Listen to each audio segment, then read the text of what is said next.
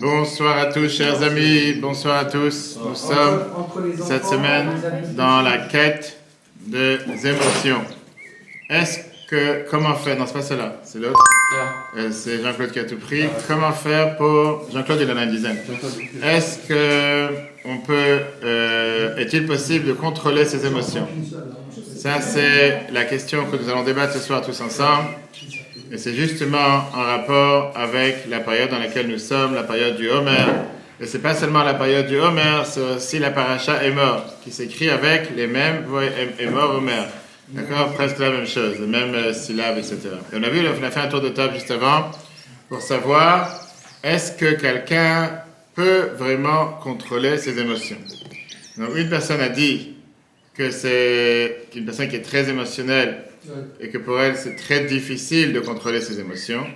Une autre personne qui a dit qu'à peine tu commences à parler des émotions, tu es déjà plein d'émotions. Une autre personne qui a dit qu'on travaille avec le cerveau, si j'ai bien compris. Et toi, qu'est-ce que tu as dit? J'ai oublié. Moi, c'est par rapport à. Moi, je pense que c'est les émotions par rapport à la méchante. Les émotions toujours dans la mystique. La vérité, je sais pas, laisse tomber. Et toi, qu'est-ce que tu dis? Alors, est-ce qu'on peut contrôler les émotions ou pas? Ça dépend de chacun en fait. Ça dépend de chacun, mais concrètement. On parle pas vraiment des émotions d'une grande date. Des émotions fortes ou des émotions qu'on peut. Tiens, place, t'as l'avance si tu veux. Tu veux venir à l'avant, des émotions fortes ou n'importe quelle autre émotion, comme tu veux. Dis-moi. T'as entre Jean-Claude et Yves aussi, pourquoi pas. Où tu veux, t'as la place. Et justement, on demande la question ce soir, est-ce qu'on peut contrôler ses émotions? Fabrice, est-ce qu'on peut contrôler ses émotions? Moi j'ai du mal. Toi, t'as du mal. Ok, on n'a pas parlé de toi, on a parlé dans la norme. Hein, on n'a pas parlé de toi. Ok, et c'est ce qu'on va voir ce soir. Là, je vais commencer par une histoire. Comme d'habitude, on va débattre de cette histoire après pour savoir est-ce que c'est quelque chose qui est faisable, pas faisable. Parce que la réalité, c'est ce que nous sommes tous en train de faire tous ces jours que nous sommes en train de compter le Homer. Oui, par exemple, oui. un petit bémol par rapport à ce que je disais et en faisant référence à quelque chose qui m'est arrivé. Par exemple, si on parle spécifiquement de l'émotion du deuil, là, je veux dire, il n'est pas contrôlable. Ça, là-dessus, ce qui surgit au cours d'un deuil. Mais encore une fois, toi, le problème que j'ai avec ça, c'est que tu prends des extrêmes. Moi, je te parle de l'émotion de tous les jours. Non, Pas besoin d'avoir. le cas de figure dont tu m'as parlé. D'accord. Ok. Tu permets de parler des choses. Ok. Donc c'est ce qu'on va voir aujourd'hui. C'est ce qu'on va voir aujourd'hui ensemble, chers amis. Vous allez voir, très passionnant, très intéressant. Et écoutez bien ce qui s'est passé. Écoutez ce qui s'est passé il y a exactement 3 ans environ. C'était en juillet 2019. Où il y avait un des cas, on va dire, d'un meurtre le plus dur en Israël. Il y avait Ophir et Dikla Chazdai, ils étaient parents de 3 filles. 2 d'entre elles, malheureusement, avaient des problèmes de santé très graves. Une avec une paralysie du cerveau, et l'autre qui avait, c'est pas une paralysie, mais c'était les muscles qui sont paralysés. Parfois, ça arrive avec des gens qui ont des scolioses ou sclérose en plaques, etc., qui ne peuvent pas contrôler, et qu'ils perdent les muscles, et qui ne peuvent pas être debout tout seuls, etc., etc. En 2 mots, ça demandait aux parents d'être totalement dédiés aux enfants et de tout faire pour vraiment s'occuper des enfants comme des bébés. Ils sont arrivés dans le parking du grand shopping mall Kenyon Ezrieli, connu à Tel Aviv. Non, pardon, c'est à Ramallah. Et au fil, ils cherchaient un endroit pour se garer, comme d'habitude. Ils voient une femme qui est dehors et qui dit à son mari, tiens, il y a une place ici, rentre avec la voiture dans la place. Et le mari, il ne s'est pas exactement bien garé, il a pris presque 2 places. D'accord? Et il a pris presque 2 places et ils n'étaient pas contents, ceux qui étaient arrivés avant, ils cherchaient une place, ils commençaient à se battre. Elle lui a mis une claque, il a poussé, elle est tombée par terre. Le mari de la femme qui n'était pas déjà jeune, il est sorti de la voiture, il a vu la dispute qu'il y a entre le monsieur et la madame. Qu'est-ce qu'il a fait? Il a sorti son revolver qu'il avait sur lui et il a tiré dans Ophir Chazdai. L'histoire qui s'est passée, mais on parle de 2 familles totalement normales. 2 couples qui étaient l'un à l'autre transmis, l'un à l'autre, qui étaient dédiés, l'un à l'autre avec toutes les forces. Et malheureusement, 2 qui ont perdu leur vie éternellement. Une qui est partie au monde futur, et une qui a perdu sa vie dans ce monde, partir en prison, etc. Cette histoire démontre que nous sommes tous des esclaves des émotions, des esclaves du sentiment. Peu importe ce que tu sais, ce que tu ne sais pas, la question elle est toujours qu'est-ce que tu ressens. Qui veut dire, quel est le courant qui passe à l'intérieur de toi? Quelles sont ces émotions qui sont à l'intérieur de toi? Et quand Une émotion de colère peut parfois exploser, ou de crainte, ou de peur, ou de tremblement. Il n'y a rien qui va pouvoir agir et se dire « je vais rester calme ». On va voir plusieurs histoires ce soir ensemble. Il y a des gens qui peuvent être le plus cérébral possible, mais il y a un moment que tout d'un coup, ils peuvent perdre totalement tous leurs états d'esprit, des états d'esprit, pas les états des lieux. Presque, des fois les deux ensemble.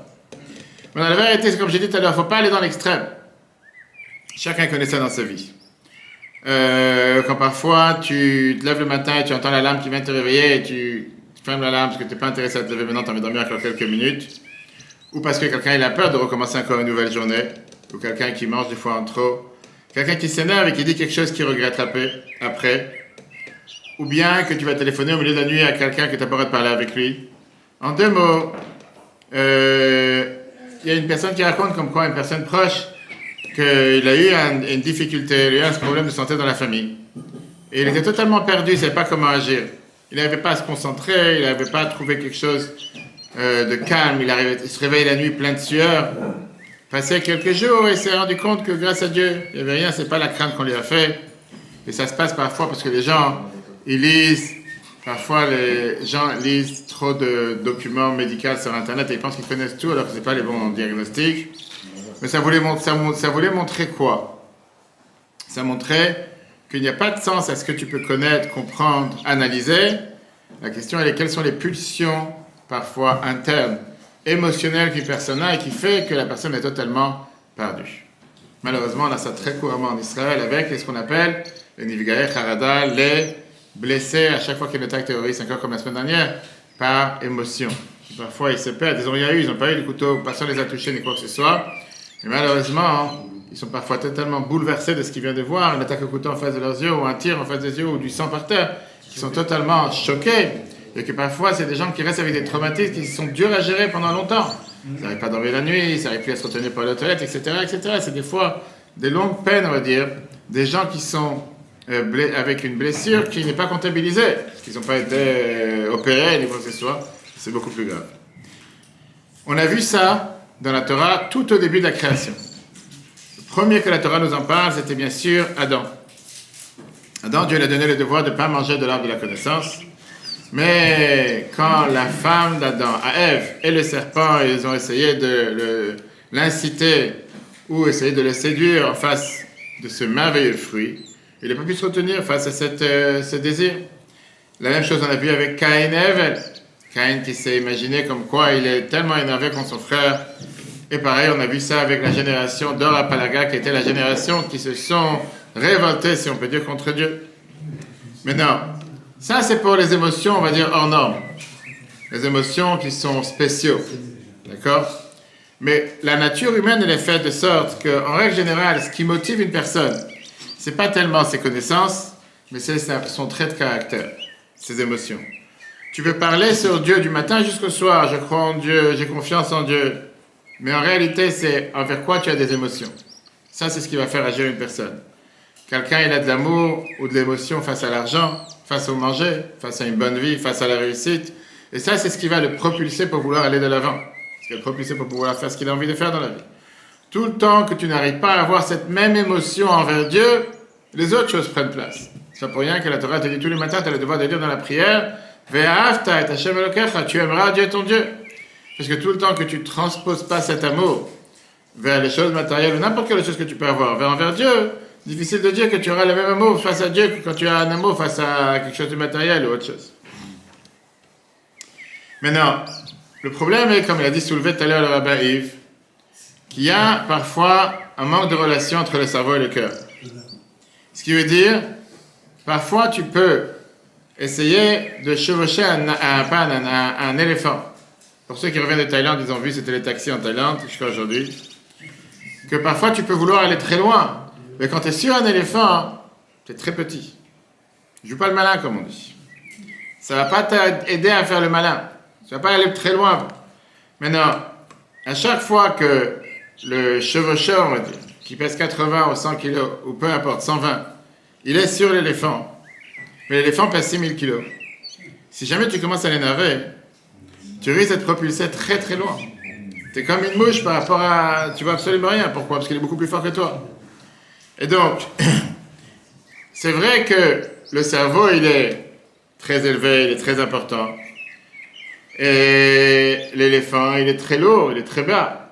Mais les émotions peuvent parfois te faire des choses qui sont incontrôlables. Si tu réfléchis avec ta tête froidement, je ne joue pas l'idiot. Commence pas à faire le fou.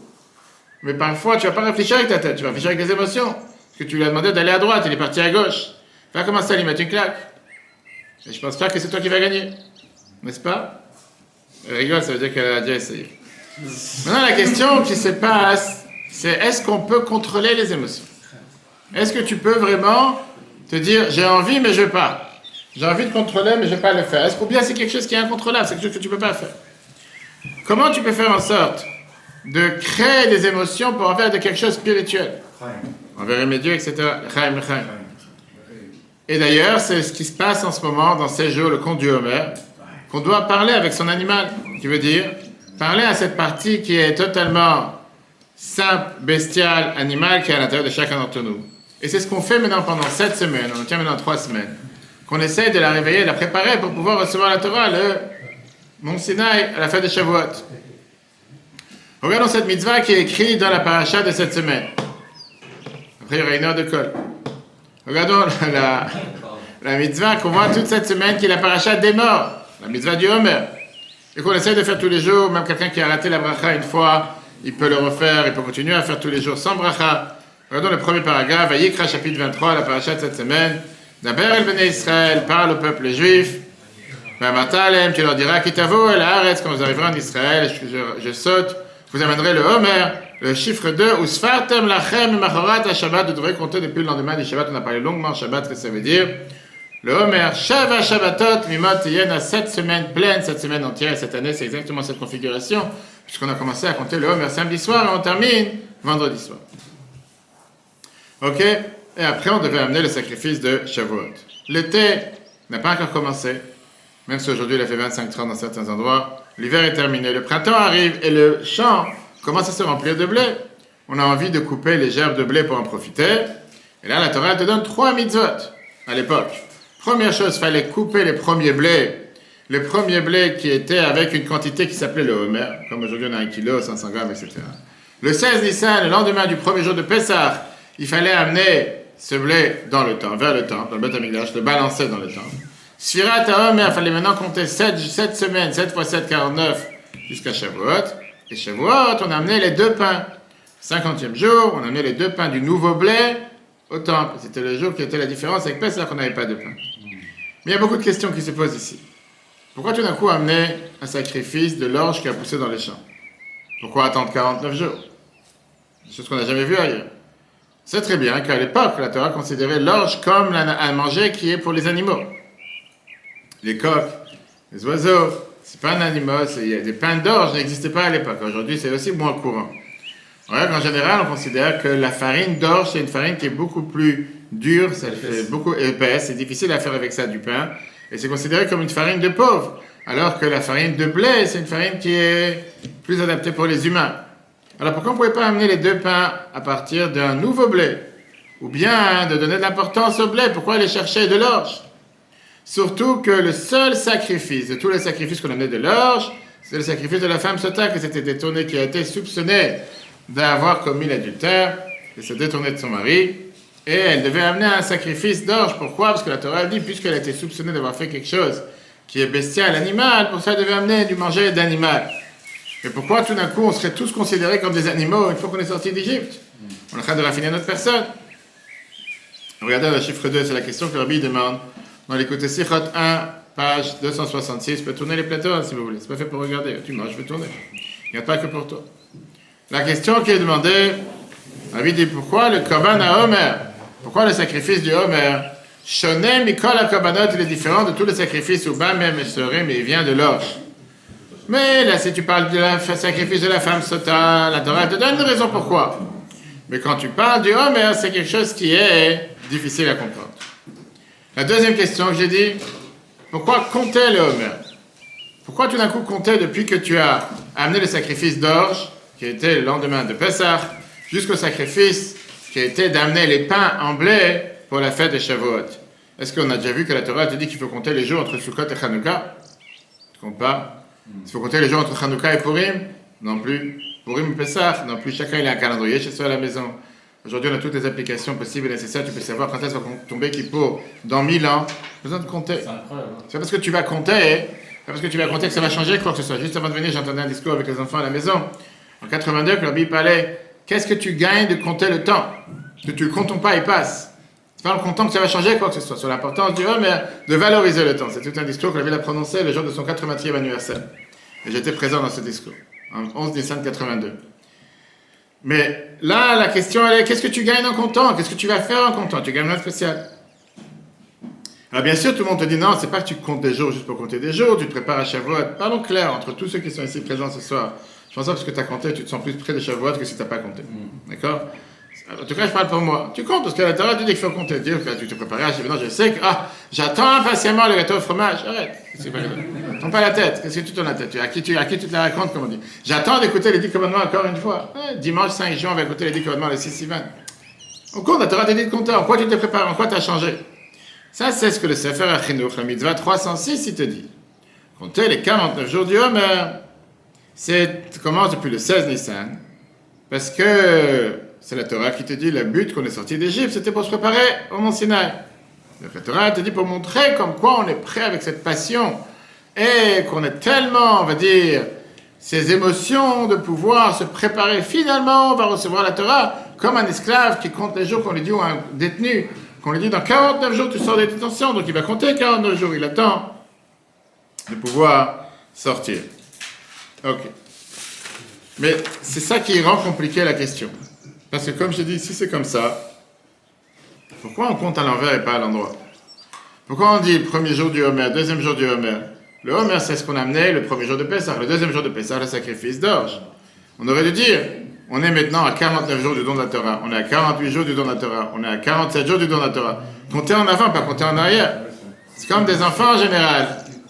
Quand ils ont une passion pour aller à une sortie ou des enfants qui vont aller à une sortie de fin d'année, ou un khatan et un kala qui ne serait pas pour le mariage, qui comptent désespérément combien de temps il reste pour le mariage, ils disent pas, il s'est passé 2 jours, c'est passé 3 jours. Ils disent, il reste 10 jours, il reste 9 jours, il reste 8 jours. Il ne faut pas à l'envers.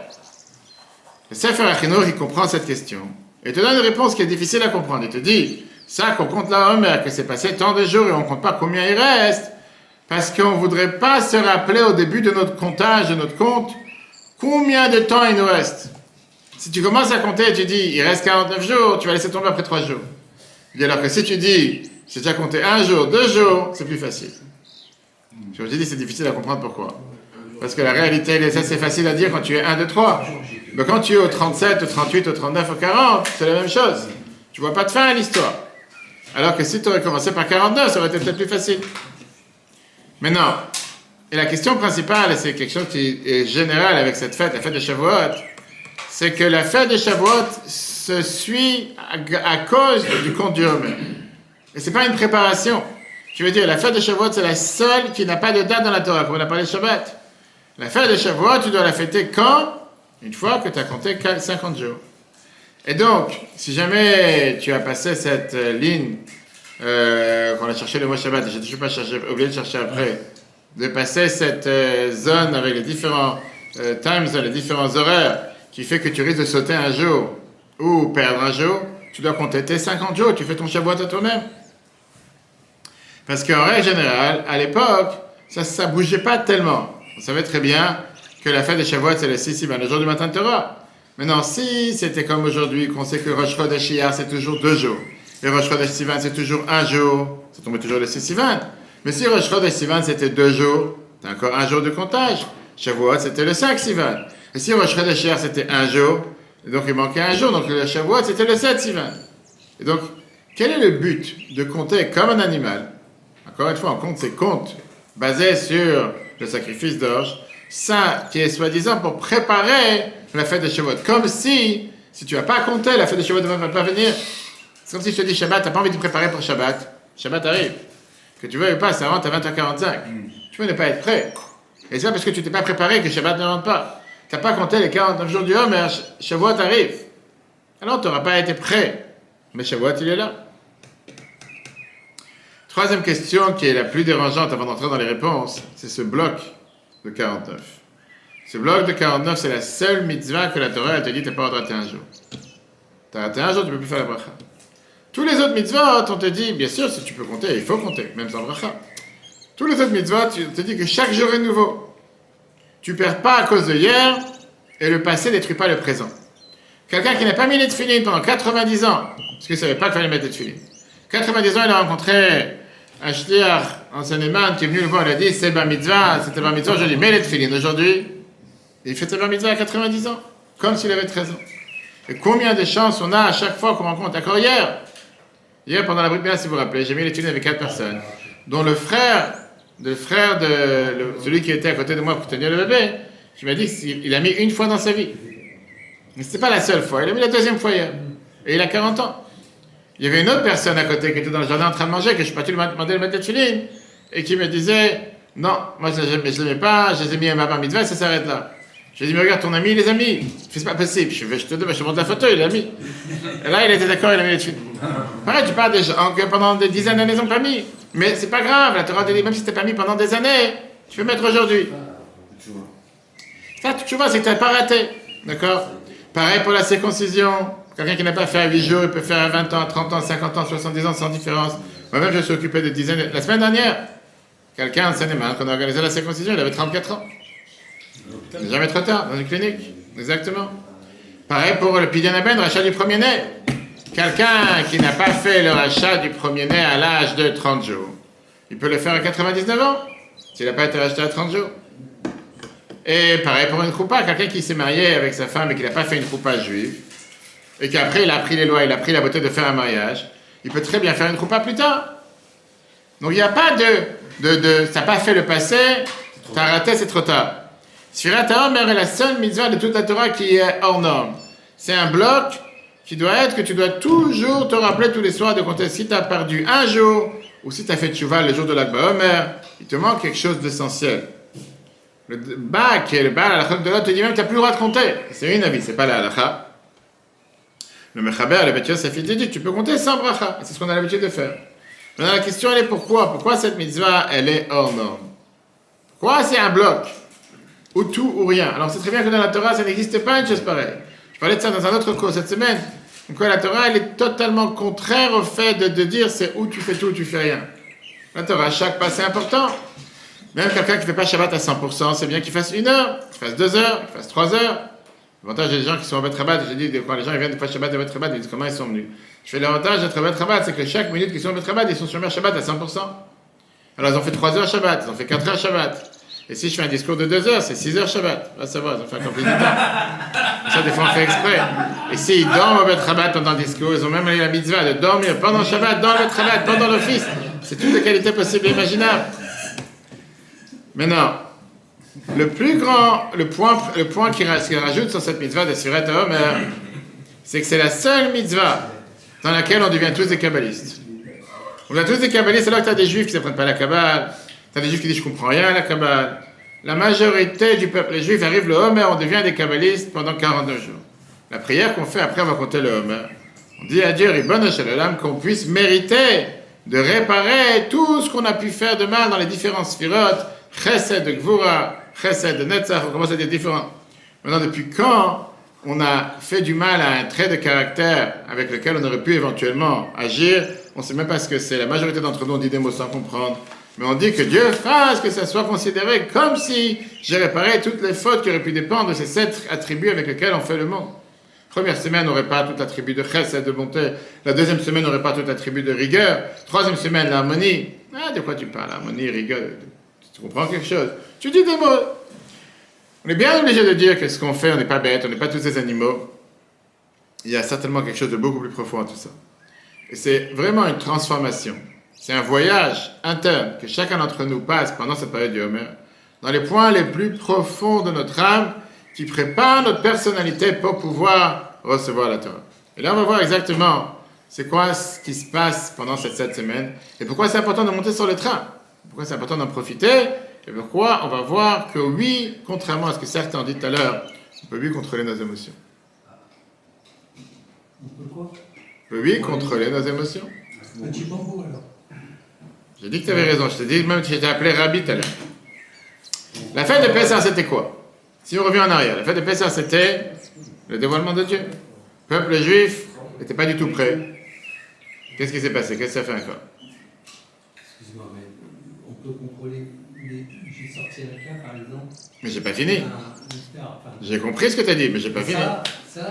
Mais j'ai pas fini. Dis-moi comment on peut le ressentir. Ben, je vais te dire clairement. Je vais te prendre un cas 1000 fois plus pire. Prends tous ceux qui sont sortis pendant l'Holocauste. Malheureusement, ça c'est l'exemple que j'ai tout de suite en tête. Qui te disent que pendant des années, ils étaient incapables de pleurer. Avec tout ce qu'ils ont subi, tout ce qu'ils ont souffert, il y avait des moments où ils ne pouvaient pas verser une larme. Et c'était pas parce qu'ils ont contrôlé avec la tête. C'est que c'était tellement un choc que même pleurer, ils ne pouvaient pas. D'ailleurs, on a ça dans malheureusement beaucoup de tragédies. Et que parfois, 2 semaines, 3 semaines, 1 mois plus tard, c'est là qu'une personne explose. On dit, mais qu'est-ce qui se passe aujourd'hui? Il ne s'est rien passé aujourd'hui. Mais aujourd'hui, il explose parce qu'il s'est passé il y a 1 mois, 2 mois. Sur le moment, il est tellement sur le choc, ou il est tellement frappé que le système n'a pas encore réalisé ce qui s'est passé et ne comprend pas encore ce qu'il a perdu, pas perdu, peu importe. Il ne comprend pas encore. Et combien, des fois, quand on entend tous ces témoignages, dont ma grand-mère, qui parle de l'Holocauste, etc., qui disait on n'avait pas le droit de verser une larme. Qu'est-ce que ça dit on n'avait pas le droit de verser? Quand tu réfléchis, un enfant jeune pour un oui pour un non, tu t'es rien dit, tu as dit tu vas pas sortir demain, commence à pleurer, commence à faire la tête. Et des fois je dis aux enfants, qu'est-ce que tu pleures déjà? Mais ils te racontent comme quoi ils étaient dans des situations que pleurer c'était interdit. Personne ne leur a dit que c'était interdit. Personne ne les a empêchés.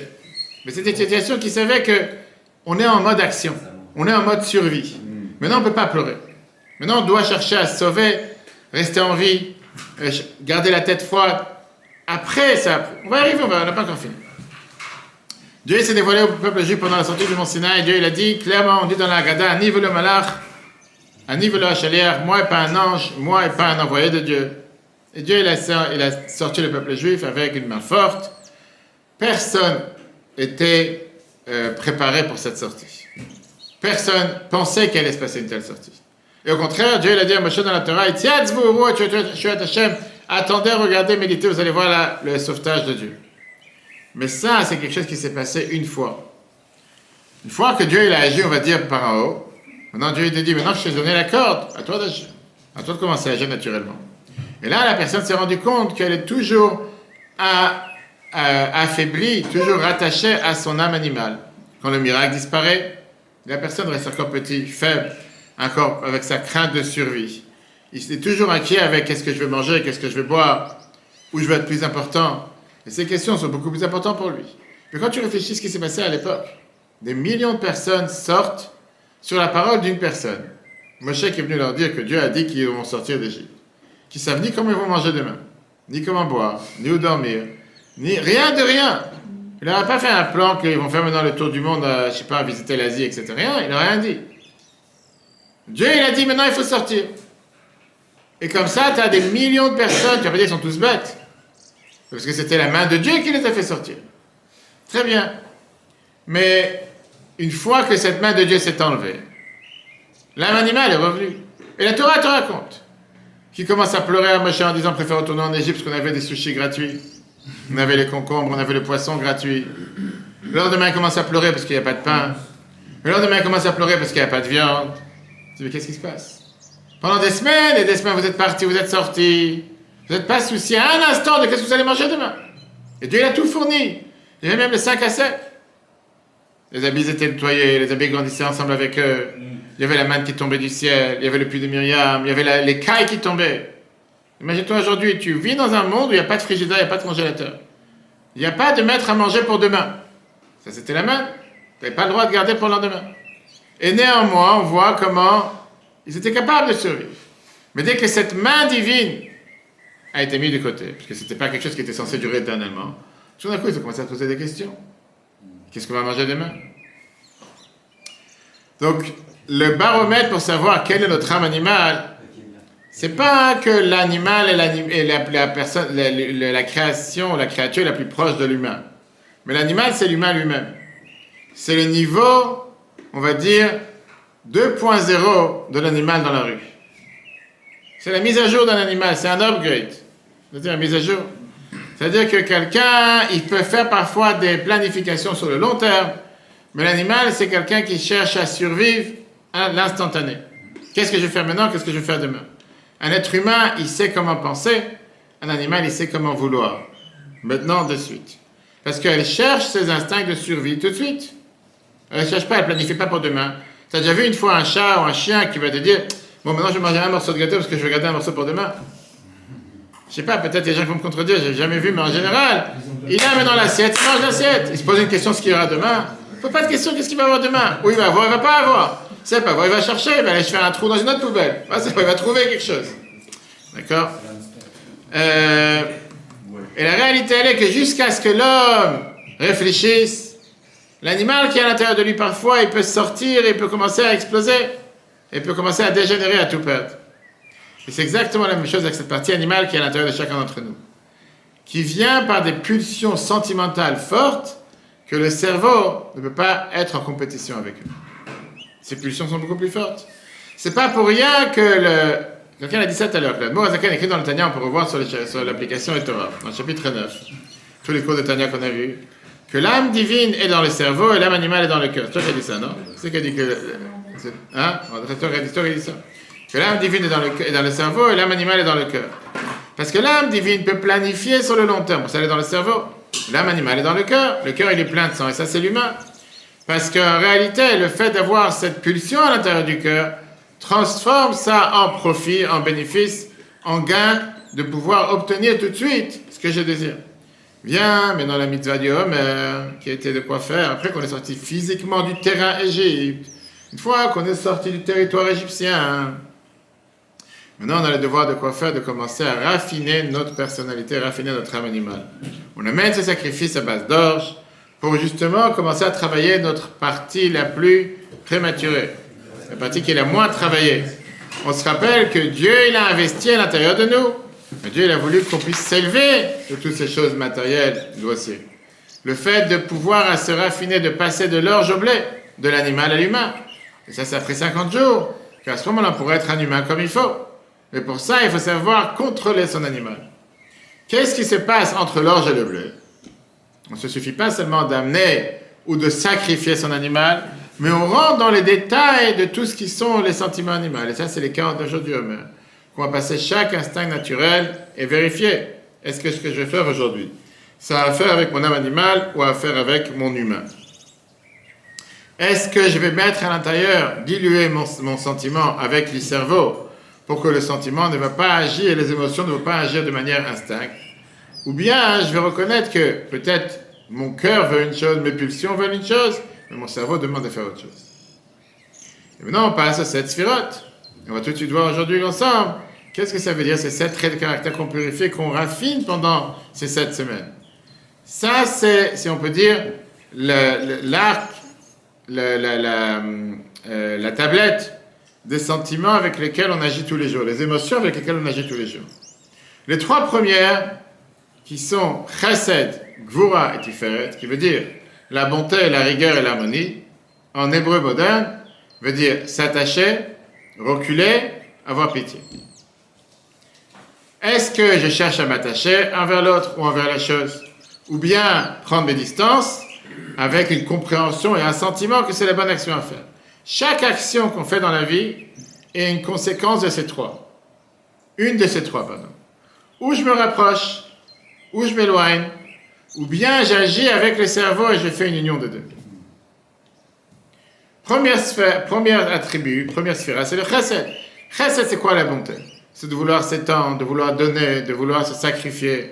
Et ça, c'est la première semaine avec laquelle on compte le Homer, qu'on réfléchit et qu'on médite notre force de vouloir donner. Est-ce que je donne vraiment à l'autre parce que je pense aux besoins de l'autre? Ou bien c'est plus un donner égoïsme, parce que je pense à me faire grandir mon nom? C'est vrai que les gens disent, tu vois qu'est-ce qu'il a fait, tu vois qu'est-ce qu'il a donné? Ou bien, peut-être, je cherche à rabaisser l'autre. T'es tellement rien, tu vaux tellement rien, t'es tellement dans le besoin, tiens, je te donne une carotte, je te donne une banane, comme ça tu peux être content que tu as reçu quelque chose. Ça c'est envers l'humain, et envers Dieu la même chose. Qu'est-ce que j'aime réellement? Je parlais avec une fille, quel est ton hobby? Hobby c'est quoi? Hobby c'est... Passion. Quelle est ta passion? On parlait sur différents domaines. Est-ce que tu valorises la Gdusha, c'est quelque chose qui est de la sainteté, c'est quelque chose qui t'impacte beaucoup plus? Ou quelque chose d'autre, quelqu'un va dire, où tu as ton kiff, où tu as un plus grand plaisir? Pas ça que je suis assis devant un bon repas, ou pas ça que j'apprends quelque chose et je kiffe ce que je suis en train d'apprendre. C'est quelque chose que mon cerveau il réfléchit, mais c'est incroyable comment le corps humain il est fait, comment Dieu il a créé les plantes, les océans, chacun avec son plaisir. Ça, c'est la tribu de Chesed qui est la première semaine, qu'on raffine pendant 7 jours. Après ça, tu passes à Gvura. Et Gvura, c'est tout à fait le contraire. Gvura, qui est la rigueur, c'est de se protéger. Se protéger, de se renfermer et s'éloigner. Et c'est pour ça que tu as des gens qui sont plus extravertis et des gens qui sont plus introvertis. Tu as des gens que, par ces sentiments de Gvura, qui sont la rigueur, tu as des sentiments, des émotions comme la colère, mesquinerie, les limites, dominer, l'orgueil. Et donc, dans cette deuxième semaine, on est en train de réfléchir soi-même en se disant, est-ce que je ne suis pas trop coléreux? Que je n'essaie pas toujours de tout vouloir contrôler. Tout à l'heure, cet après-midi, j'étais assis avec une autre femme qui me disait, je n'arrive pas à croire, ce matin, je reçois un appel de ma meilleure copine, ils sont mariés pendant 10 ans, elle me dit, je claque la porte, je m'en vais. J'ai dit, mais attends, je ne veux rien savoir. Ne me parle même pas, elle dit. Elle n'est même pas prête à écouter. Parfois, est-ce que... C'est la rigueur. Ça fait partie de la rigueur. Partie de la rigueur de quelqu'un qui n'est même pas prêt à être ouvert, c'est de quelqu'un qui s'enferme sur soi-même. Et qui n'est pas prêt à essayer d'écouter que peut-être quelqu'un il a quelque chose, peut-être une idée, une approche différente. Est-ce que parfois, j'agis avec ce qu'on appelle l'obéissance, de pouvoir agir avec cerveau, et je veux écouter mon cerveau en m'éloignant de ce qui me fait mal? Ou bien je ne vais pas écouter mon cerveau, je sais que c'est quelque chose qu'il ne faut pas faire, mais néanmoins je veux dire, tu sais quoi?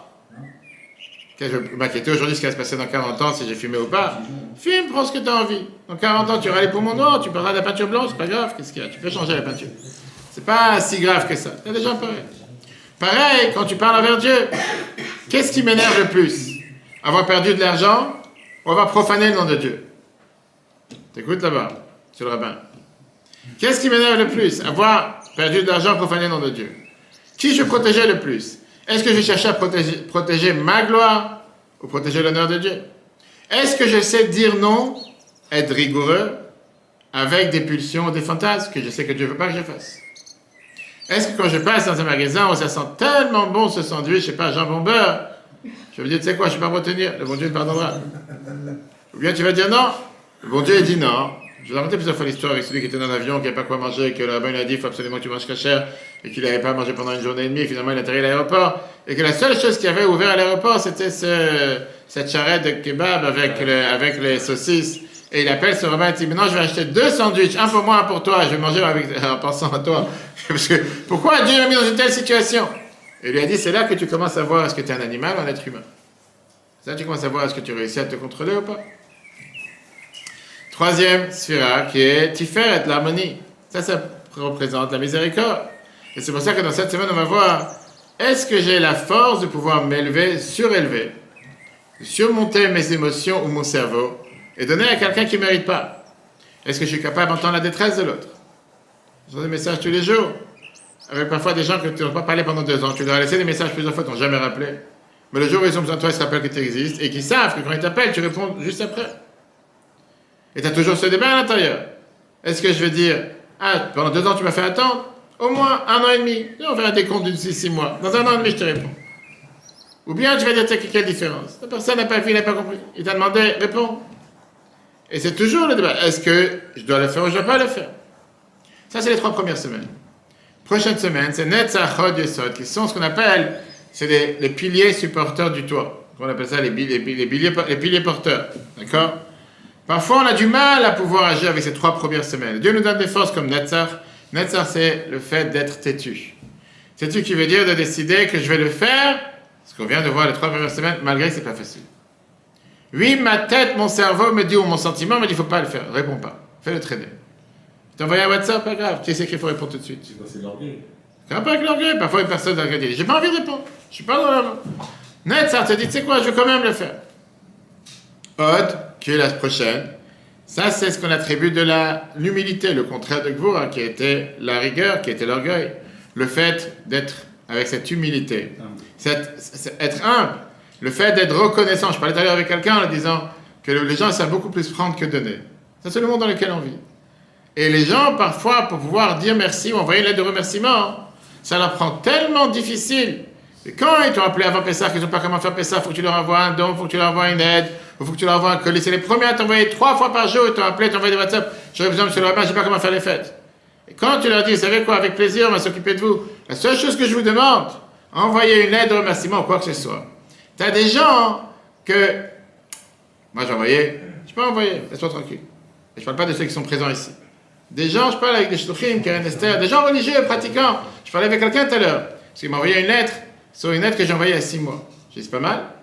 Pourquoi tu n'as pas attendu l'année, on dirait 12 mois de deuil? Pourquoi 6 mois? Pourquoi tu as attendu 6 mois? Et des fois, je n'ai pas peur de les mettre en place. Je leur dis, quand tu avais besoin de quoi que ce soit, tu m'as appelé, je t'ai pas fait traîner 1 mois ou 2. Tu as besoin, on va essayer d'agir, pourquoi pas? Maintenant, ça fait, je comprends. Qu'est-ce que ça prend? Et quelqu'un m'a dit, c'est vrai, ça prend 5 minutes pour le faire. Pourquoi tu ne l'as pas fait? Donc ça, c'est la difficulté que les gens ils ont parfois à être reconnaissants. Petite question. Oui. Très petite, très simple. Oui. Quand tu fais du précède qui est de la bonté, c'est pas nécessairement, c'est-à-dire en fait, tu donnes, mais il n'y a pas de retour. Tu donnes. 100%. Même le merci, tu ne sais pas. Oui, mais c'est pour ça que la Torah te dit que tu n'as pas le devoir de demander. Mais qu'est-ce que tu en penses? T'as pas vu, je ne sais pas si tu étais là, mais on a fait le cours il y a 1 mois, Pessah.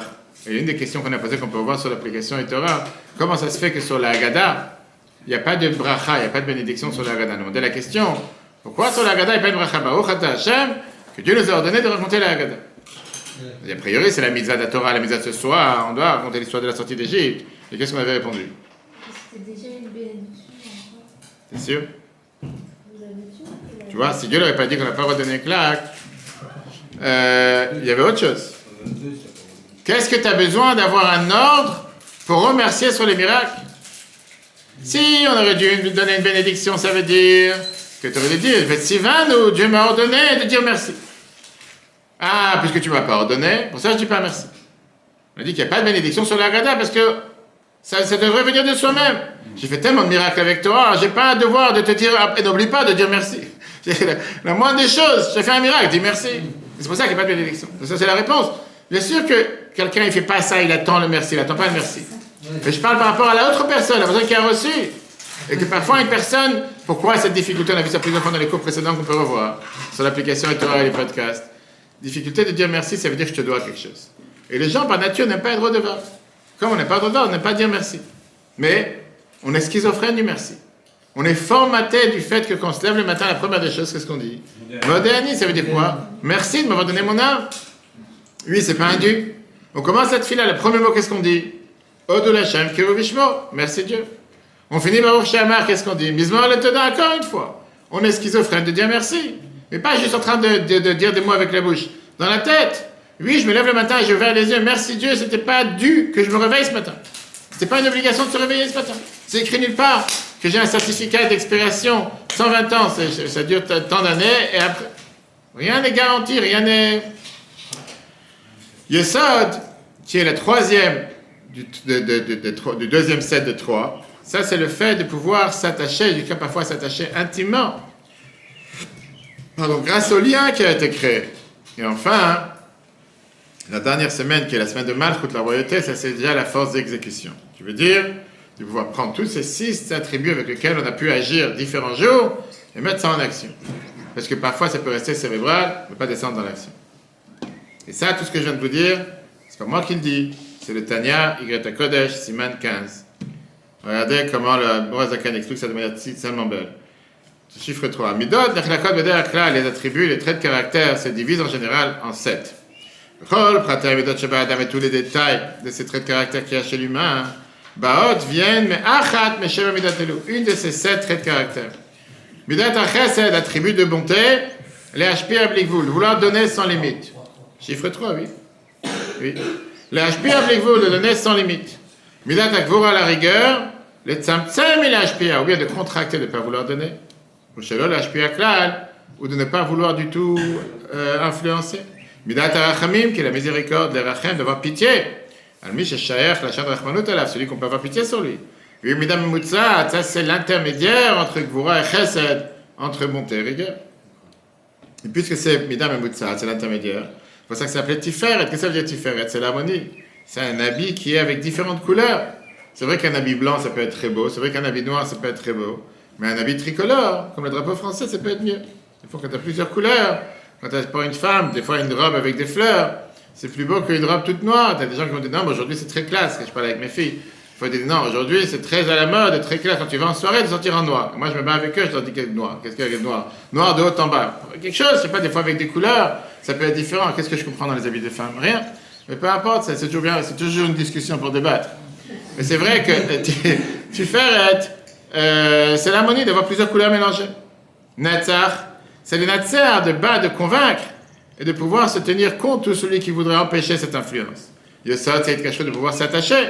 Comme moi, par exemple, chez mes cachers, à Avsichlo, quand un père, il s'attache avec son fils, en train d'apprendre avec lui par amour, en train de lui apprendre une leçon, en train d'enseigner quelque chose d'Agmara ou autre chose. Et comme on l'a dit tout à l'heure, on ne compte pas seulement 7 jours pour les 7 attributs, les 7 différents traits de caractère. On compte 7 semaines. Ça veut dire qu'on donne une semaine entière à chacune de ces attributs, qu'on essaie de raffiner dans tous les sens. Parce qu'en réalité, chacune de ces traits de caractère sont multipliés par 7. Dans la bonté, tu as la rigueur, dans la bonté, tu as l'harmonie, dans la bonté, tu as la force, dans la bonté, tu as la contraction, dans la bonté, tu as la pulsion, etc., etc. Quand on prend le premier exemple, qu'on a dit le premier jour de Pessah, Chesed Shebe Chesed, qui est la bonté dans la bonté, ça c'est la bonté qui s'exprime à travers la bonté. Parce que dans la bonté même, tu peux avoir une bonté qui ne s'exprime pas forcément en bonté. Tu peux aussi donner à l'autre en lui jetant une bouteille d'eau dans la tête. Tu l'as donné aussi. Tu veux dire qu'il est méchant. Je vais donner une bouteille d'eau, mais tu l'as jeté dans la tête. Et tu as des gens qui sont capables de donner de cette manière aussi. Vas-y, prends ton chèque et va-t'en déjà. Ça arrive. On en connaît. Gvura Shebe Chesed, c'est quoi la rigueur dans la bonté?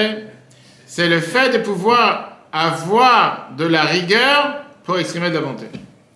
Par exemple, un père qui protège son fils qui ne traverse pas la route pour ne pas avoir un accident. Il va l'attraper avec toutes les forces. Qu'est-ce qu'il a fait? Il a été gentil ou il a été méchant? Tu n'as pas répondu à ma question. Pourquoi tu transformes mes mots? Je te demandais est-ce qu'il était gentil ou est-ce qu'il a été méchant? Qu'est-ce que tu réponds? Il était gentil. Ah, il a été gentil. Bah oui, parce que c'était pour son bien. Mais concrètement, il a pris son fils, il était en train de traverser, il y a une voiture qui arrive, il l'a attrapé avec toutes ses forces. Mais l'acte en soi, c'est un acte gentil ou un acte méchant? C'est méchant, il a bousculé. C'est méchant. Il est bousculé, l'autre il est dans tous ses états. Il ne peut pas le faire ralentir. Mais c'est ce qu'on a dit, c'est que Gvura Shebe Chesed, c'est la rigueur dans la bonté. Il a exprimé de la bonté à travers la rigueur. Par amour, il a sauvé. D'accord? Tiferet Shebe Chesed, qui est la troisième dans le même attribut de bonté, c'est savoir calculer, savoir méditer comment employer la bonté de la meilleure manière. Je peux être gentil avec toi et te dire, puisque tu mérites et tu as bien pris ou quoi que ce soit, je vais te donner 10 paquets de bonbons. Est-ce que ça s'appelle être gentil?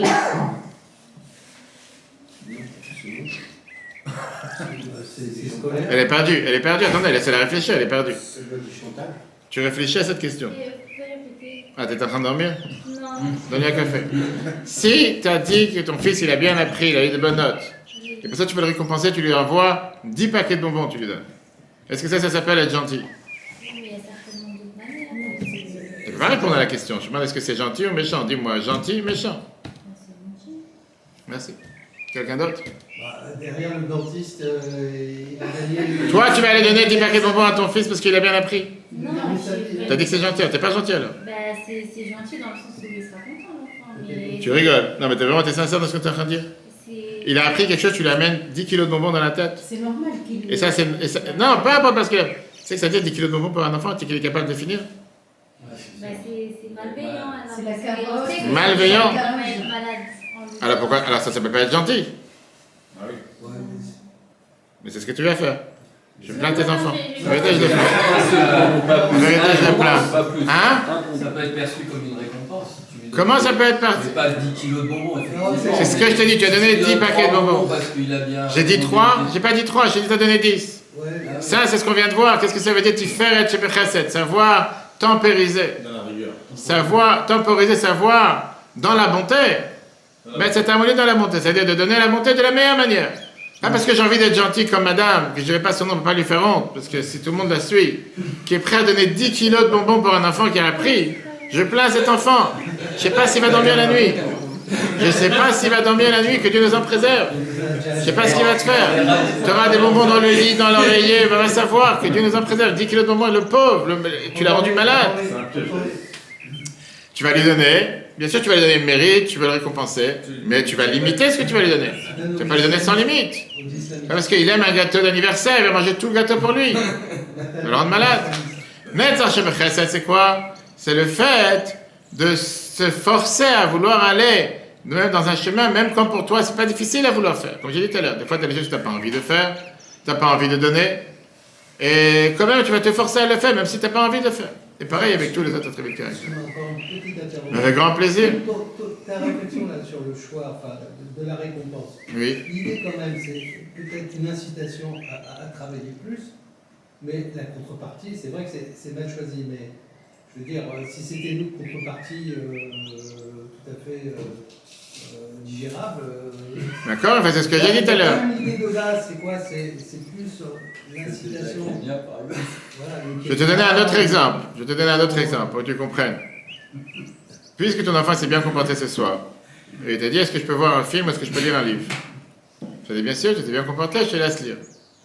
Sans limite. 2h du matin, 3h du matin, 4h du matin, 5h du matin, il est encore sur sa PlayStation. Parce que tu lui as dit qu'il peut lire sans limite. Parce qu'il a bien appris, il s'est bien comporté. Tu as voulu être gentil avec lui, mais à cause de toi, parce que tu es une méchante mère, tu as détruit sa journée de demain. Parce que demain matin, il ne va pas pouvoir se réveiller. Donc tu étais gentil, sans limite. Tu as voulu soi-disant montrer que tu es gentil. Mais en réalité, puisque tu n'as pas tempérisé, tu n'as pas contrôlé cette gentillesse, ce qui en réalité, tu l'as fait plus de mal que de bien, en voulant être gentil. Maintenant, de l'autre côté, tu vas lui dire, tu sais quoi, tu t'es bien comporté, tu vas pouvoir lire pendant une demi-heure. Je te dis ce que j'ai dit à mes enfants en fin ce soir. D'accord? Je te parle des exemples concrets. Ça se fait qu'ils ne vont pas le comprendre, et ça se fait qu'ils vont être énervés. Et parfois, même ils vont faire la tête. 100%. Alors je vais être le méchant. Je ne considère pas que j'étais méchant. Parce que je sais que demain matin, ils doivent se réveiller à 7h. Et que s'ils ne vont pas dormir à 9h ou 9h30, ils ne vont pas pouvoir se réveiller à 7h. Alors ça s'appelle être méchant. Mets-moi une étiquette méchant. C'est pas grave. Maltraite des enfants, appelle, je sais pas, le 0800. C'est pas de souci. Ça veut dire... Pas seulement toute bonne chose, ça veut dire savoir... Ça vient moi. Tu sais qu'à l'école, dans le temps, il y avait des gens, on leur demandait de mettre les doigts comme ça, ils tapaient avec des règles. Oui, et ça n'a jamais aidé quoi que ce soit. Et ça n'a jamais aidé qui que ce soit. Maintenant, on comprend pourquoi c'est un bloc. L'éducation laïque. Oui, mais aujourd'hui, c'est très réprimandé aujourd'hui. Et le rabbi était tout le temps contre de vouloir taper un enfant ou lever les mains sur un enfant. Il avait écrit dans plusieurs lettres que taper un enfant, ça n'a jamais été productif, ça n'a jamais gagné ce que tu cherchais à faire. La seule chose, c'est que tu l'as appris peut-être à savoir comment donner des claques, comment donner des coups. Et encore, c'est pas quelque chose qui aide. Pourquoi on a dit tout à l'heure, pourquoi c'est 49 jours d'un bloc? Parce qu'on parle justement de pouvoir affiner 7 x 7. À chaque fois, si tu sautes dans le bloc, ça c'était un des traits de caractère. Quelqu'un qui est arrivé au milieu, c'est comme si tu as commencé un programme comment on appelle ça, désintoxication à l'alcool ou autre, mais qu'il a sauté 2 semaines au milieu. Il est parti vider les tonneaux à côté, il est revenu au milieu après. Ça n'a rien servi. Tu n'as pas suivi le programme de 12 semaines. Tu n'as pas suivi le programme de ça. À quoi ça sert? S'il a dit non, je serai là la première et la dernière, au milieu il est parti faire ce qu'il a... Ça n'a pas marché. Le programme, c'est de suivre du début jusqu'à la fin. Mais non, comme on l'a dit, on n'a toujours pas répondu à la question principale qu'on a commencé avec ça le cours ce soir, qui est comment bouger un sentiment. Comment une émotion peut être bougée, peut être transformée. Comment tu peux faire en sorte qu'un animal devienne humain. Comment tu peux faire en sorte que dans la ferme, tu prends la vache et tu la rends humaine? Presque impossible. Et pour ça, il y a 2 moyens. Un moyen de haut en bas, un moyen de bas en haut. De la tête aux pieds, de la tête au cœur, ou des pieds vers le cœur. Dans les années précédentes, on a parlé sur comment agir de bas en haut, des pieds vers le cœur. Dans le Sefer Achinour, il te dit, d'ailleurs, après les actions, suivent le cœur. Par ça, tu t'habitues à agir d'une manière, tu commences à prendre goût, tu vas agir de cette manière-là. Parce que la clé pour le cœur, pour le changement du cœur, c'est dans les actions. À la place de vouloir changer les sentiments qui parfois est difficile, il vaut mieux se focaliser sur l'action que tu peux contrôler. Par exemple, quelqu'un qui a une tendance à la colère. Il va s'habituer qu'avant de parler, il va se fermer la bouche pendant un quart d'heure. Et après un quart d'heure, il est plus intéressé à parler en général. N'est-ce pas? D'accord? Ou bien il va s'éloigner de l'endroit qui l'énerve, ou il va chercher à faire autre chose à la place. Et à force de se retenir, il ne va plus être énervé. Et le Ramban, Nachmani te dit ça dans sa fameuse lettre. Habitue-toi à parler les choses calmement, pas comme moi qui parle vite, à chacun en tout temps. Et comme ça, tu vas être sauvé de la colère. en te disant que la colère, comment tu sais de la colère, pas par ça que tu vas commencer à aller à un thérapeute qui va te prendre 75 € pour être pas cher ou 200, 100, si c'est déjà, va savoir, hors zone normale et c'est pas couvert par la sécurité, qui va t'apprendre pendant 3/4 d'heure ou une demi-heure comment contrôler ta colère, parce que ta grand-mère était coléreuse et ton grand-père aussi. Donc tu n'as aucune chance de pouvoir t'en sortir et tu continues à aller chez lui le voir tous les 2 semaines. C'est pas comme ça que tu vas changer de ne pas être coléreux. Je te dis clairement, commence par les actions. Retiens-toi avant de parler. Automatiquement, tu vas être moins coléreux. Mais au final, ça n'a pas changé l'approche. Au pire, c'est comme on dit, c'est un cachet d'anesthésie. Tu as endormi ce trait de caractère que tu as peut-être mis de côté le mal à la tête que tu as, mais la colère, elle est toujours présente. Et si la colère ne sort pas, après on va être frustré. Alors, on va y arriver. C'est pour ça qu'on a dit que ce chemin, c'est pas le meilleur chemin. C'est pire en fait. C'est pour ça que c'est pas le meilleur chemin. C'est pour ça que Rambam vient et te donne des lois qui s'appellent Ilchot Deot. Le deuxième halachot de Rambam qu'on recommence la semaine prochaine, pour la 40e fois, il te parle de tout ce qui est le sentiment, les émotions. Et te dit quel est le meilleur moyen. Et Rambam te dit comment agir avec quelqu'un qui est dépenseur sans limite, quelqu'un qui est radin sans limite, quelqu'un qui cherche à profiter sans limite, quelqu'un qui cherche à... et qui est orgueilleux sans limite, qui est impudique sans limite. Mais il ne t'appelle pas ça les lois des sentiments ou des émotions, il t'appelle ça les lois des déot. Déot, c'est dans le cerveau, la connaissance. Quel rapport entre les émotions et la connaissance? Au contraire, c'est 2 choses totalement différentes. Un, c'est dans le cœur, et l'autre, c'est dans le cerveau. Le sentiment, il est spontané, impulsif, alors que la connaissance, c'est quelque chose qui est rationnel, quelque chose qui est mesuré. Un mot suffit, parce qu'en réalité, même les sentiments, même les émotions dépendent du cerveau. Alors c'est vrai que c'est pas une pensée adulte, peut-être une pensée infantile, qui est une pensée qui n'a pas totalement mûri, mais on parle que n'importe quel sentiment de peur, par exemple, est basé sur le fait que dans ton cerveau, quelque part, c'est écrit que cette position, cet endroit ou cette action est dangereuse. Et c'est pour ça que tu as peur. Et dans les différentes formations que j'ai prises plusieurs fois en Israël, justement, contre les gens qui sont dans les traumatismes, etc., qui te disent comment ils ramènent la personne dans l'endroit où il a eu un traumatisme. Et avec le temps, ils commencent à l'apprendre, comment ne pas avoir peur, malgré la peur qu'il a eue. Petit à petit, étape par étape, des soldats qui ont été bouleversés par des booms de tanks ou d'avions ou de bombes, etc., qui tombent, qu'aujourd'hui ils ne peuvent plus supporter n'importe quel bruit, tout d'un coup ils commencent à paniquer, on les reprend. On nous avait raconté plusieurs fois, on avait fait des examens dans la classe, avec des gens réels qu'ils ont amenés, qu'ils avaient peur de sauter ou de traverser une marche, qui les mettaient d'abord sur un petit tabouret de 10 cm, après 20, et leur montrer comment avoir confiance en soi et savoir que c'est pas si dangereux que ça. Et apprendre à justement, parce qu'au final, tout est basé dans la tête, d'accord? Et pareil le contraire. Un sentiment d'amour, c'est parce que je découvre que grâce à telle ou telle chose, ça me produit du bien. Mais si tu enlèves ce déclic dans la tête, automatiquement, pourquoi je vais raconter cette histoire? Je vais vous raconter une fois cette histoire. Il y avait, c'est dans une des formations que j'avais prises, c'était avec le directeur de l'Institut Retorno, qui existe toujours en Israël à Beth Shemesh, et qui malheureusement s'occupe de beaucoup de gens de tout type de dépendance. Dépendance à l'alcool, dépendance au sexe, dépendance à l'internet, dépendance à tout. Il nous a raconté qu'il y avait une fois une fille de 16 ans qui est venue de Sderot. Sderot, c'était à l'époque, il y avait un moment où il y avait des missiles, du Hamas, etc. Je ne sais pas, qui tombaient sur Sderot tous les jours, des missiles. C'était des roquettes, du tout.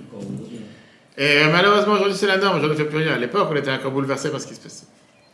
Et donc, qu'est-ce qui se passe? Ils ont l'habitude, les enfants, quand ils sont à l'école, comme dans le bus, que la première des choses qu'ils font, en général, c'est dès qu'il y a une alarme, dès qu'il y a la sirène qui sonne, on sort des bus, on va tout de suite dans un miklat, dans un abri, pas un abri de jardin, un abri refuge, pour pouvoir être protégé.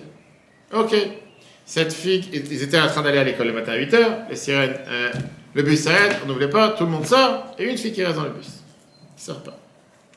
Et les copines, ils l'appellent, ils disent viens, sors. Elle répond pas. Elle est bloquée, elle est paralysée sur le moment. La roquette, elle est tombée je ne sais pas où, et à la fin, elle remonte dans le bus, et là, elle voit qu'elle était toute trempée. Elle ne va plus se retenir. Elle a fait sur elle. L'angoisse que les camarades réalisent qu'elle est trempée, ça l'a tellement bouleversée qu'à partir de ce jour, elle a commencé à dégringoler dans les études à l'école. D'abord, elle a commencé à avoir des mauvaises notes. Elle a commencé à moins réviser. Elle a commencé à sécher des cours. Et ça a duré 3 mois, que de jour en jour, jusqu'à ce qu'elle a décidé de s'enfermer chez elle et ne plus sortir. Elle a eu tellement cette panique et tellement... C'est pour ça que je disais tout à l'heure que des fois, des blessés, des attentats qui ne sont pas forcément poignardés avec des coups de couteau ou avec des balles, des fois, les blessés, ce qu'on appelle les blessés traumatiques, c'est parfois ils sont beaucoup plus touchés sur le long terme que les autres. Ok. Maintenant, l'enfant est chez elle, les parents ne savent plus quoi faire. Ils appellent des psys, ils appellent tout. Ils ont tout essayé.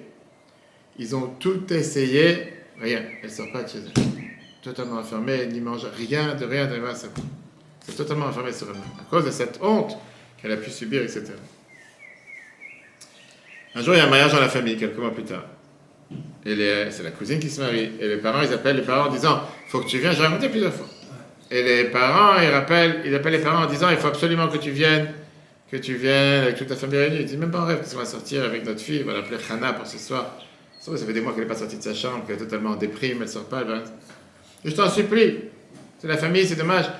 Alors tu sais quoi, il dit, je suis prêt à venir, mais à condition que tu nous assoies au bout de la salle. Personne ne nous voit, personne n'a vu qu'on est là, personne ne sait qu'on est là, personne ne nous a remarqué. Je ne vais pas être assis dans un mariage avec une fille qui fait la tête et qui n'est pas propre, qui sortira. Sois tranquille. Bon mariage. Ils sont assis au bout de la salle. Et voilà qu'en plein milieu des danses, mademoiselle se lève et commence à danser. Miracle, non? Miracle, je ne sais pas, tu vas dire un miracle du Seigneur, on va savoir quelque chose s'est passé, le Saint-Esprit.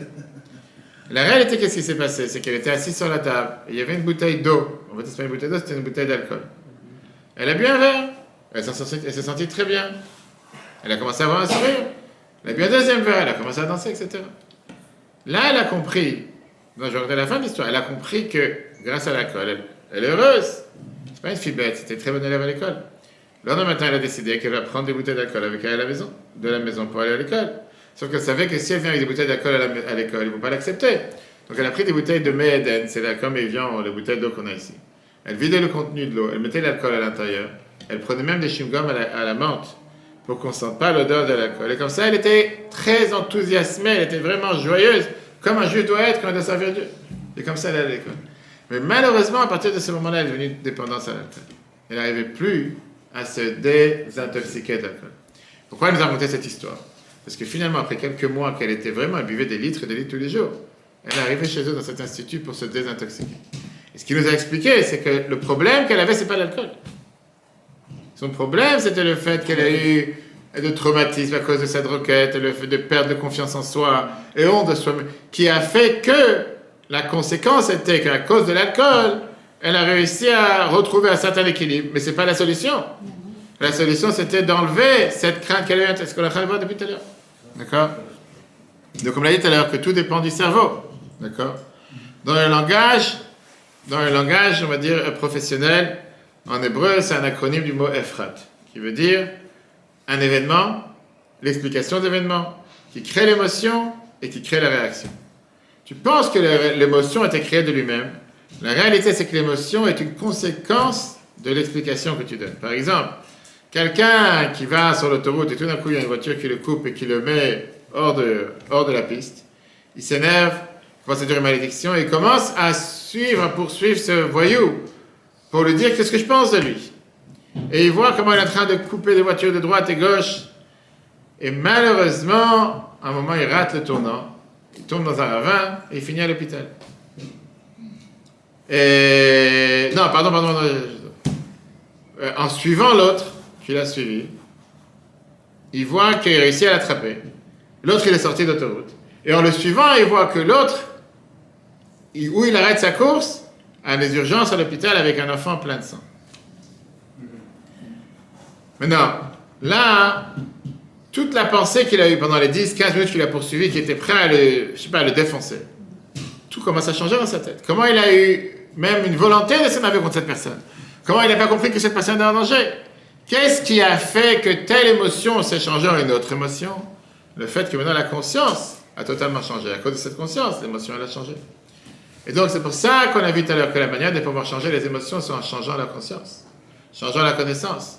Le fait de changer des mauvaises émotions passe à travers l'étude, l'approfondissement, de pouvoir intérioriser ce que tu apprends et t'identifier avec ce que tu apprends.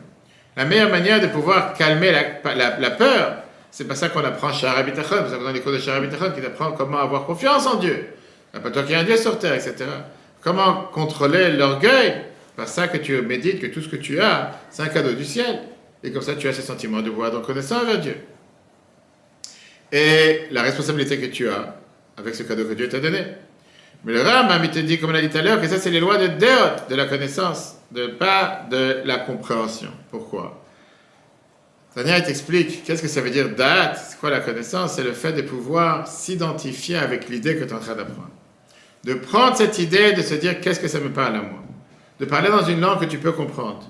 De parler dans la langue que ton animal peut comprendre. Tout le temps que tu parles au cœur avec le cerveau, il ne va pas comprendre de quoi tu parles. Quand tu prends cet exemple et tu commences à te le mettre dans l'application, dans la vie de tous les jours, là tu vas le comprendre. Et qu'est-ce qui a besoin? Le cœur. Le cœur, il a besoin que ça lui parle. Que cette idée descende de la théorie dans la vie de tous les jours. Par exemple, on dit qu'avant la prière de Shacharit le matin, quand le cerveau il est encore frais, la Kedusha, la sainteté des Tefillin, fait descendre justement toute cette grandeur sur la tête. De pouvoir prendre 5 minutes et de réfléchir et se dire qu'est-ce que j'ai eu comme chance hier? Quelle providence divine j'ai eue? Réfléchir, quel bonheur j'ai de pouvoir respirer, bouger, entendre, avoir une femme à mes côtés, mes enfants à mes côtés. 1000 et une choses qu'on peut remercier de tous les jours. Et avec cette reconnaissance, se dire alors qu'est-ce que maintenant on attend de moi? Qu'est-ce que Dieu attend de moi? Et ça, c'est la possibilité de transformer la connaissance en pratique, la connaissance en action, la connaissance en sentiment. Il y a tellement d'histoires, mais il n'y a pas le temps parce qu'il est déjà trop tard, on va parler peut-être Shabbat sur les histoires, mais l'explication merveilleuse que la Bible nous a donnée, regardez dans le Sefer HaSichot, le dernier paragraphe en 1944, page 9-10, qui t'explique en te disant que les scientifiques, ils ont fait sortir tout type d'appareils qu'on peut entendre et voir ce qui se passe lointain. Pareil, la Chassidoute. Elle te donne la possibilité de ressentir la divinité.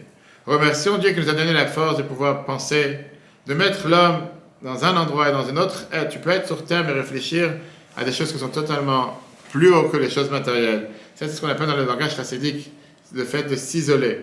Pas s'isoler dans un champ, de pouvoir méditer, réfléchir. Le fait de pouvoir, dans ta tête, imaginer les choses, comment les choses prennent vie réelle, et grâce à ça, rajouter de la vitalité dans ce que tu fais tous les jours. Donc ça, chers amis, c'est ce qui est le travail de Sfirat HaOmer. Sfirat HaOmer, c'est de pouvoir reformater ses sentiments, reformater ses émotions, les élever de pulsions, instincts d'animal à des réactions réfléchies d'un humain. On l'a dit tout à l'heure, ça passe par deux choses. Compter les jours, faire le calcul, faire un diagnostic de préparation sur sa personne. Une fois que tu connais la maladie, arrive le médicament. À réfléchir chaque jour et commencer à agir avec le cerveau. Utiliser les capacités que Dieu nous a données à chacun d'entre nous en tant qu'humains pour les véhiculer, les faire passer comme message à notre âme animale. Et grâce à ça, on transforme son âme animale en humain avec la fête des Shavuot. Et c'est très simple parce qu'on a tellement de choses qu'on peut raffiner tous les jours, qu'on peut changer tous les jours. À nous d'y travailler. Et quand on veut, on peut. Voilà, chers amis, ce que c'est le travail du Homer. Et donc, la réponse à la question qu'on a demandé tout à l'heure, est-ce qu'on peut contrôler et où est-ce qu'on peut... C'était quoi la question? C'est est-ce qu'on peut contrôler ses émotions? La réponse, elle n'est pas seulement est-ce qu'on peut, mais on doit.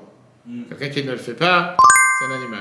On est tous des animaux, on a tous une âme animale, mais le devoir de l'humain sur l'animal, c'est de ne pas rester un animal, d'agir comme un humain, dans tous les domaines, envers l'autre et envers Dieu. Le cours sera repris sur l'application eTorah sur Google et Apple, ainsi que tous les différents podcasts. Très bonne soirée à tous, si Dieu veut, à la semaine prochaine.